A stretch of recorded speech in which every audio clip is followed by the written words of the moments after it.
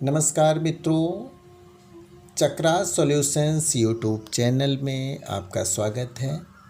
आज का विषय है मांगलिक दोष। आज समझेंगे मांगलिक दोष का कारण और मांगलिक दोष का निवारण।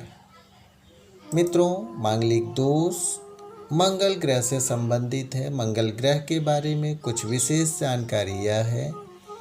मंगल ग्रह सौर मंडल का चौथा ग्रह है। मंगल ग्रह की सूर्य से दूरी 22 करोड़ 40 लाख किलोमीटर है। इसका व्यास 6800 किलोमीटर है।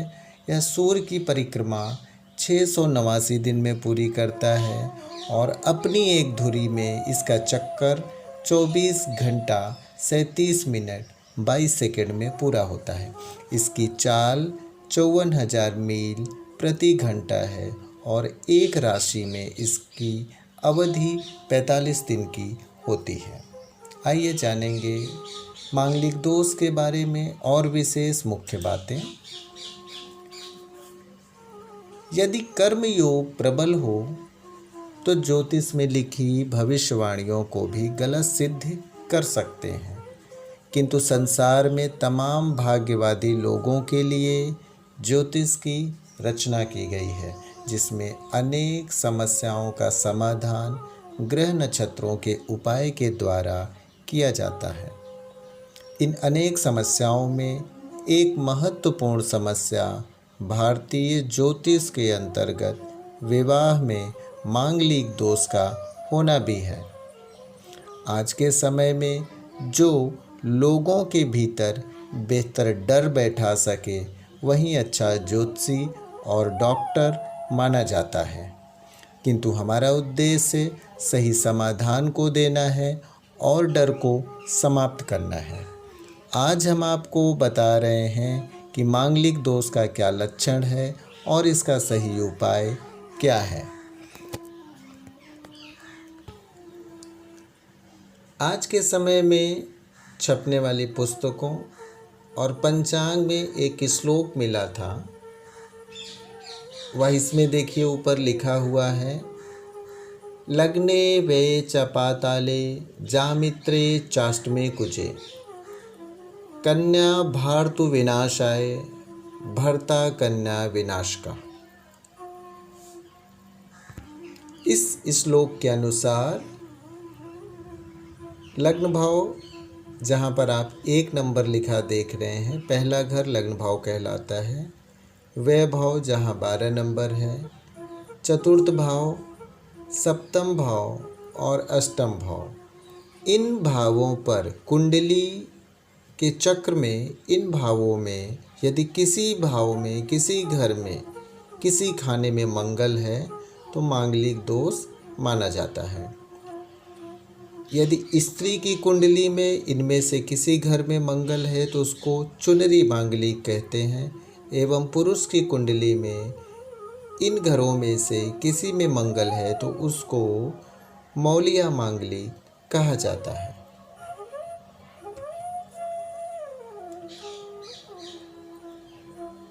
ज्योतिष शास्त्र के अनुसार ये जितने भी घर मैंने आपको बताए, 12, 1, 4, 7 और 8, इन सभी घर ज्योतिष शास्त्र के अनुसार अलग अलग विषयों के प्रतीक माने जाते हैं।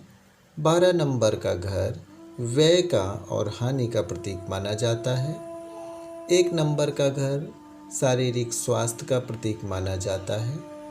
4 नंबर का घर स्वयं का मकान, स्वयं की संपत्ति का प्रतीक माना जाता है। 7 नंबर का घर पति पत्नी के आपस के जीवन का प्रतीक माना जाता है और 8 नंबर का घर आयु और मृत्यु का प्रतीक माना जाता है। तो जिस तरह से ये प्रतीक हैं, उसी तरह से यदि किसी घर में मंगल है, पति की कुंडली में, पुरुष की कुंडली में, और उसका किसी ऐसी स्त्री से विवाह हो जाता है कि जिसकी कुंडली में मंगल नहीं है, तो वह उस स्त्री के लिए उपरोक्त घर से संबंधित जो विषय है उन विषयों के साथ उसको नुकसान कर सकता है। अथवा यदि स्त्री मांगलिक है, पुरुष मांगलिक नहीं है, तो स्त्री का मंगल जिस घर में होगा उस घर का जो विषय है उस विषय से संबंधित पुरुष के लिए नुकसानदायक सिद्ध हो सकता है, ऐसा ज्योतिषियों का मानना है।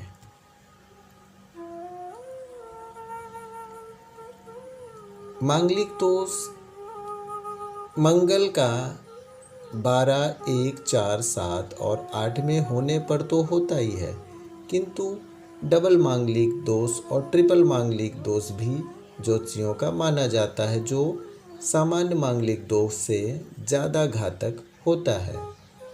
तो डबल मांगलिक दोष का तात्पर्य है मंगल का नीच राशि में होना, अथवा मंगल के अलावा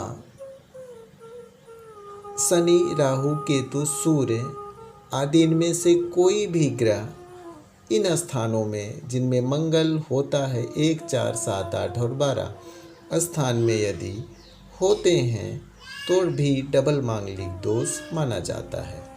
किंतु यदि मंगल नीच का भी है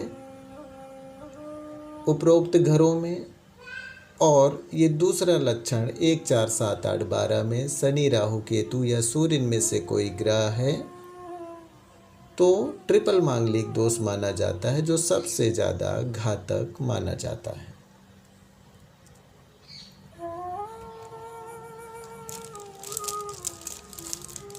किंतु अक्सर करके ज्योतिषी जिन बातों को गोलमाल कर जाते हैं उनको मैं आपको बता रहा हूँ कि विशेष स्थितियों में मांगलिक दोष नहीं लगता है। मंगल यदि उपरोक्त घर में है, किंतु कुछ स्थितियाँ ऐसी होती हैं कि उन स्थितियों के होने पर मांगलिक दोष पूरी तरह से समाप्त माना जाता है। जैसे आप देख रहे होंगे इस पेज में 3 श्लोक लिखे हुए हैं। पहले श्लोक के अनुसार यदि आपकी जन्म कुंडली में मंगल प्रथम भाव में मेष राशि का हो, चतुर्थ भाव में वृश्चिक राशि का हो, सप्तम भाव में मीन राशि का हो, अष्टम भाव में कुंभ का हो तथा द्वादश भाव में धनु राशि का हो तो मांगलिक दोष नहीं लगता है। दूसरा लक्षण है यदि जन्म कुंडली में लग्न चतुर्थ, सप्तम, अष्टम और द्वादश भाव में शनि बैठा हो तो मांगलिक दोष नहीं लगता है। तीसरा लक्षण केंद्र और त्रिकोण भावों में यदि शुभ ग्रह हो तथा तृतीय, खष्ट एवं एकादश भावों में पाप ग्रह हो तथा सप्तम भाव का स्वामी सप्तम भाव में बैठा हो तो मांगलिक दोष नहीं लगता है। अन्य कुछ लक्षण भी आप देखिए। यदि लड़का तथा लड़की दोनों की जन्म कुंडली में मंगल, शनि अथवा कोई अन्य पाप ग्रह का हो, ऐसी स्थिति में बैठा हो अर्थात एक ही स्थान, जैसे लड़का की कुंडली में मंगल सप्तम भाव में है और लड़की की कुंडली में मंगल सप्तम भाव में है तो मांगलिक दोष दूर हो जाता है। ऐसा विवाह शुभप्रद, दीर्घायुष्य देने वाला तथा पुत्र पौत्रादि वाला होता है। अगला लक्षण है यदि आपकी कुंडली में दूसरे भाव में चंद्र शुक्र का योग हो या गुरु मंगल को देख रहा हो तथा केंद्र स्थान में राहु हो अथवा राहु मंगल का योग हो तो मंगल दोष नहीं होता है। आगे लक्षण है यदि आपकी कुंडली में 1, 2, 4, 7, 8, 11 और 12वें स्थान में मंगल स्थित है तो दोनों के वैवाहिक जीवन में परेशानी उत्पन्न करता है, परंतु यदि मंगल अपने घर मेष वृश्चिक का हो अथवा उच्च का हो या मित्र के घर में हो तो मंगल दोष नहीं लगता है। कुछ और लक्षण देखेंगे। यदि वर और कन्या की जन्म कुंडलियों में परस्पर राशि मैत्री हो, गढ़ दोष ना हो तथा 27 गुण अथवा 27 गुण से ज़्यादा हो। आपको मालूम होगा मैचिंग की जाती है वर वधू की, अगर इसमें 27 गुण या इससे ज़्यादा हैं गुण मिलान में तब भी मांगलिक दोष का विचार नहीं करना चाहिए, अर्थात तब भी दोष नहीं लगता है। और कुछ बातें आपको और जाननी चाहिए। यदि जन्म कुंडली में मंगल दोष है परंतु मंगल को शनि देख रहा है तो मंगल दोष समाप्त हो जाता है। मंगल जिस राशि में बैठा है उस राशि का स्वामी उच्च होकर केंद्र या त्रिकोण में बैठे हैं तो भी मंगल दोष समाप्त हो जाता है। मंगल लग्न में उच्च होकर बैठा है और सप्तम स्थान में कर्क राशि का चंद्र हो तो मंगल दोष नहीं लगता है। कहा जाता है आयु के 28वें वर्ष बाद मंगल दोष समाप्त हो जाता है, परंतु ऐसा नहीं है। मंगल अपना कुप्रभाव कुछ अवश्य ही दिखलाता है। यदि आपकी जन्म कुंडली वृष, मिथुन, सिंह तथा वृश्चिक लग्न की है तो मंगल दोष नहीं लगता है।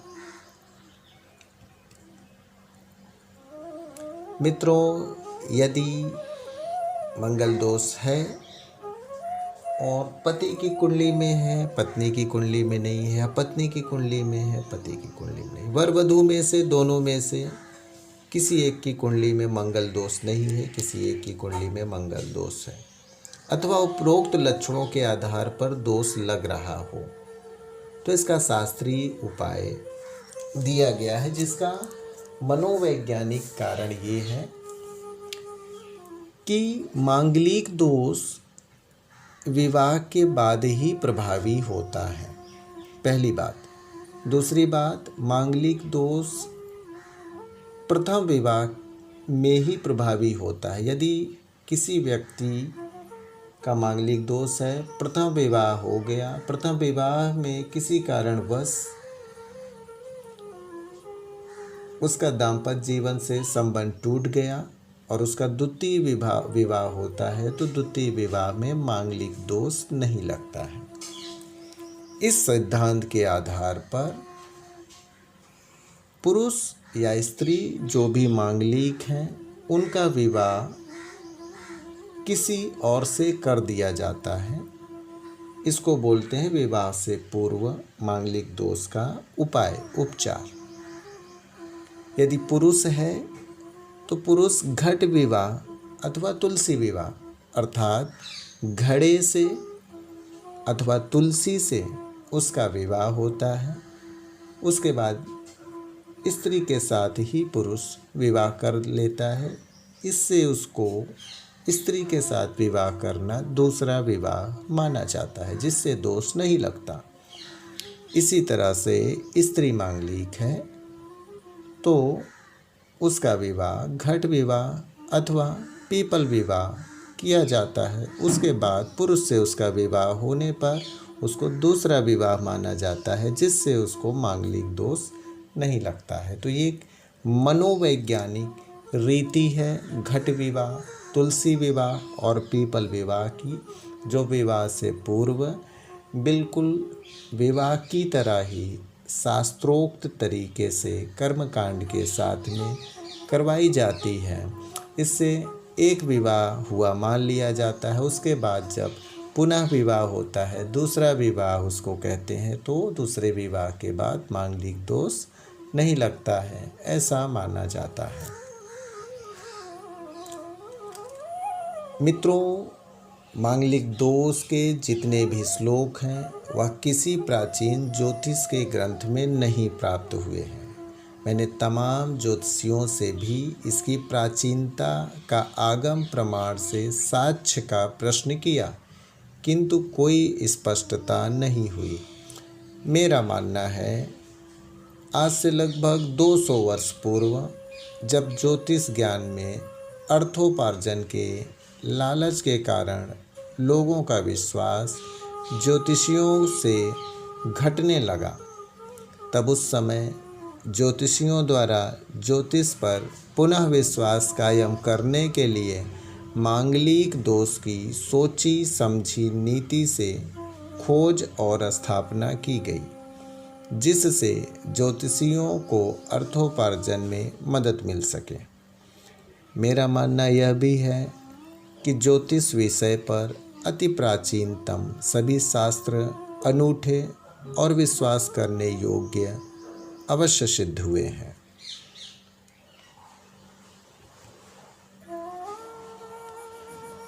मित्रों, तंत्र योग मार्ग का सबसे श्रेष्ठ उपाय मैं आपको बता रहा हूँ।